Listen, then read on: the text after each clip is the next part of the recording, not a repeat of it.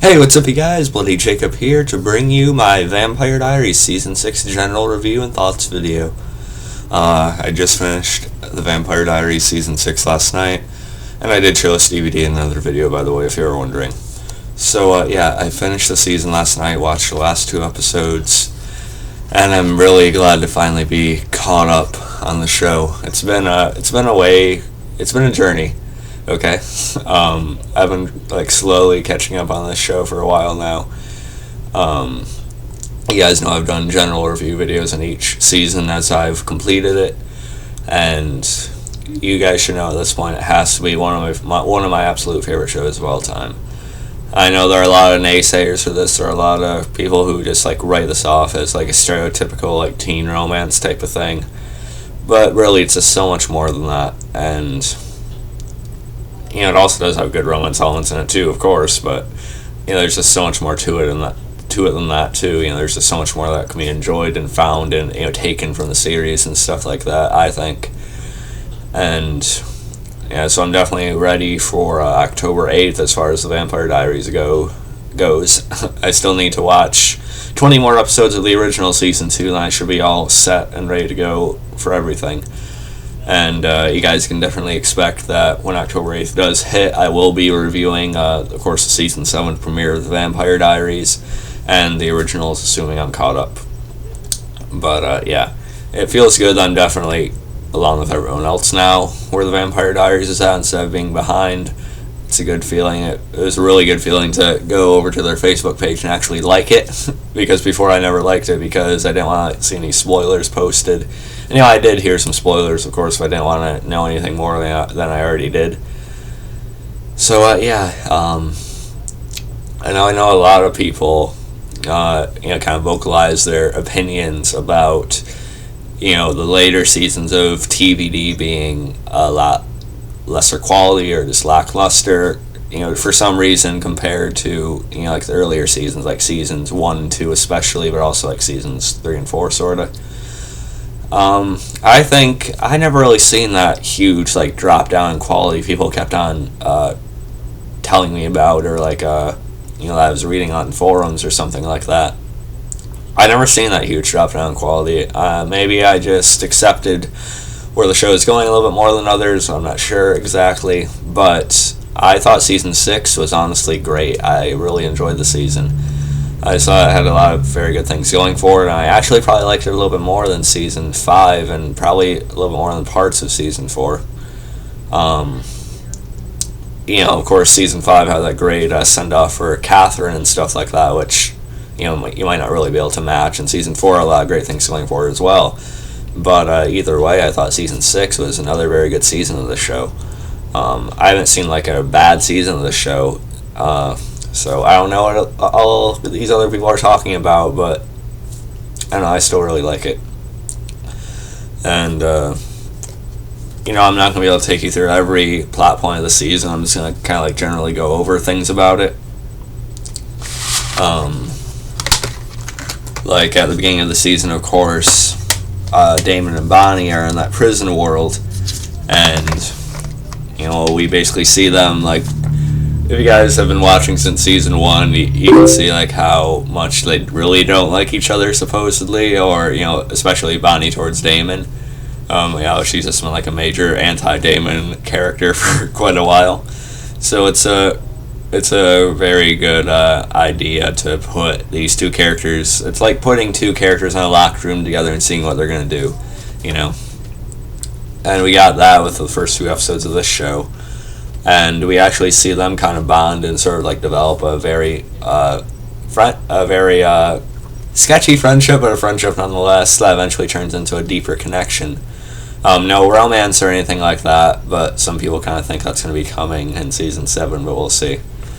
And they eventually, end up caring quite a bit about each other.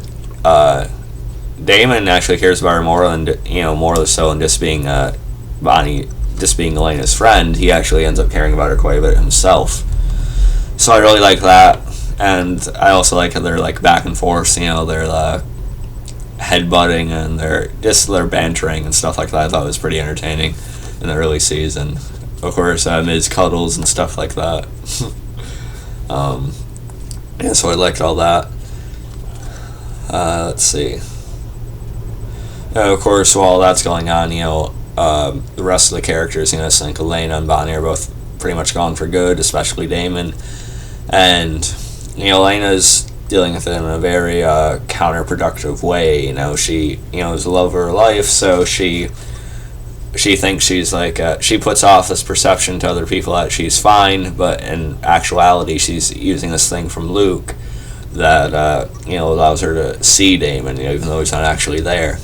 And so she's just not letting herself move on or let go or accept what happened or anything like that. So that's like a dangerous behavior for her. But eventually, I was going to mention my favorite episode of the season. It's hard to pick out just like one single episode because so many like really good moments are like spread out throughout the season. But one episode that did stick out to me quite a bit was episode 5. The world has turned and left me here. That is when Damon, actually does return to, to Mystic Falls and stuff like that. And I just saw that whole reunion with Stefan at the end had to be one of the best scenes in the series, really. Paul Wesley's acting when he was going there to confess that he's lost. I thought it was not really confess, but Stefan was on an interesting path after losing Damon himself. It was really interesting to see how all the characters just sort of reacted differently and behaved differently. Some were delayed in their reactions, others were just like immediately hit by it. It's pretty interesting. But Stefan reuniting with Damon at the end of that episode, Paul Wesley's acting, Stefan, I guess he was actually crying in that scene. I read that, he wasn't really like acting too much, he was actually that sad, doing that scene and stuff like that. And it really showed because Stefan, his like sadness really came off very real, very believable, and just very raw. And I really thought it was a fantastic scene. So that episode was great. And also you have to talk about Kai too. He was sort of like the antagonist of the season. I don't know if I want to call him like the main antagonist because not everything really came down to him, except there were episodes that kind of focused on him being around and stuff like that. But he's definitely not on the level that Klaus was when he was a villain on the show or anything like that. But I thought Kai was okay. I thought he could be pretty entertaining sometimes, and eventually when he merges with Luke, Kai is more powerful, so Kai, survives and stuff. He gets some of Luke's, what do you call them? Features, not features, but like elements of his character and stuff like that, so Kai actually develops like a good side to himself, a nicer side. Except I wasn't really too interested in that development as I could have been, because it wasn't really Kai changing, it was just Kai with more of Luke in him. It wasn't really Kai like doing anything different with himself or anything like that. But I did find Kai kind of I did find Kai kind of entertaining sometimes. I didn't think he was like a bad part of the show or anything like that either. Like I said, it's going to be really hard for me to remember everything in this season. Everything I want to talk about, I'm sure I'm definitely going to forget some stuff.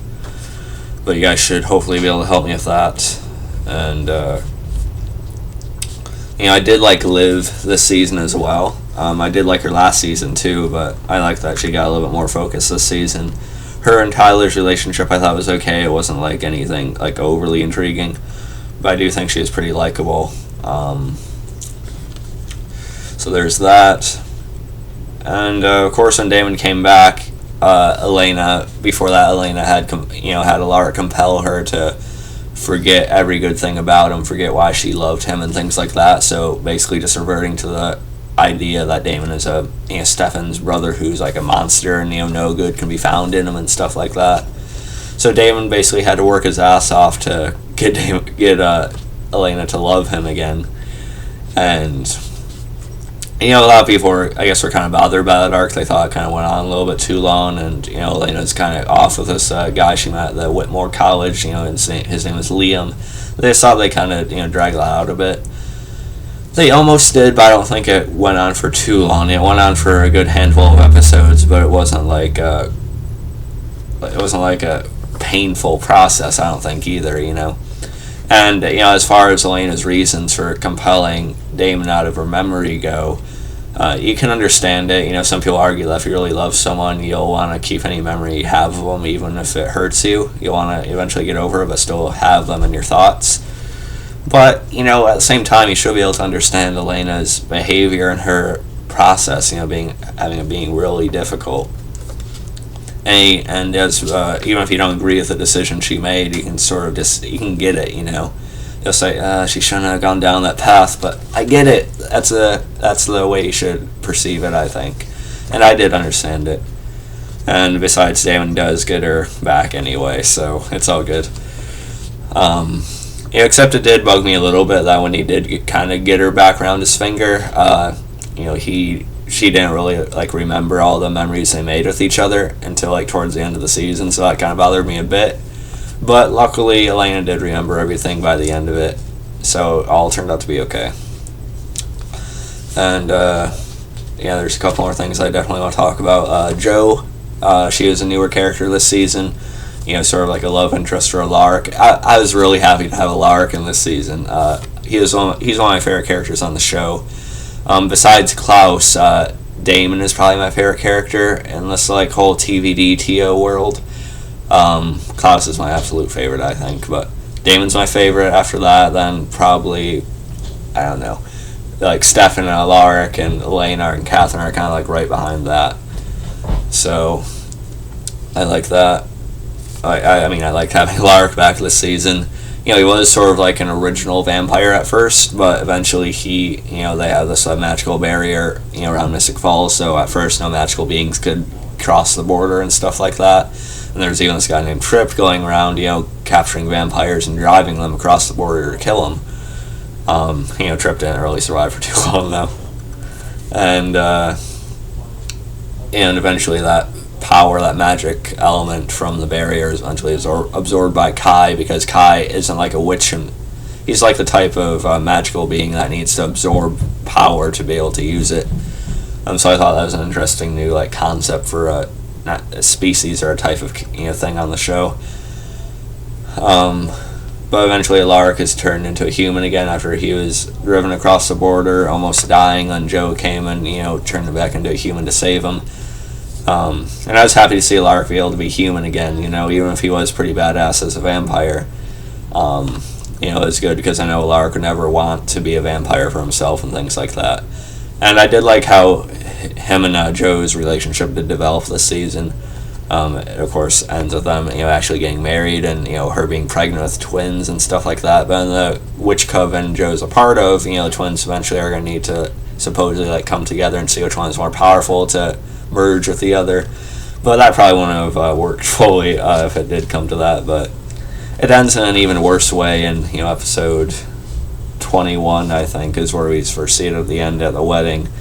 Kai and the rest of them just ruin and wreck it all, and Jo is actually killed, which was really sad to see. I knew something was going to happen. I knew it couldn't be that perfect on the show. It's just really hard to see Alaric lose another person. He lost Isabel, however long ago. He lost Jenna back in season 2, and now he lost Jo. So I don't know.